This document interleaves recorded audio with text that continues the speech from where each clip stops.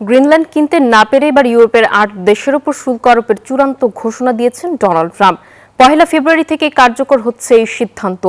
জবাবে দ্বীপে সেনা মোতায়েন করলেও আলোচনার পথ খোলা রাখার আহ্বান জানিয়েছে ডেনমার্ক। গ্রিনল্যান্ড ইস্যুতে নেটো মিত্রদের ওপর শতভাগ শুল্ক বসানোর আলটিমেটামে অনড় ডোনাল্ড ট্রাম্প। এনবিসি নিউজকে দেওয়া সাক্ষাৎকারে তিনি সাফ জানিয়ে দিয়েছেন, গ্রিনল্যান্ড না পেলে ১ ফেব্রুয়ারি থেকেই শুল্ক কার্যকর হবে। এমনকি প্রয়োজনে বল প্রয়োগের বিষয়টিও জিইয়ে রেখেছেন মার্কিন প্রেসিডেন্ট। তবে গ্রিনল্যান্ডের প্রধানমন্ত্রী জেন্স ফ্রেডেরিক নিলসেন আবারও স্পষ্ট করেছেন, দ্বীপের ভবিষ্যৎ ঠিক করার মালিক কেবল তারাই, তাই কোনো হুমকির কাছেই মাথা নত করবে না তার দেশ।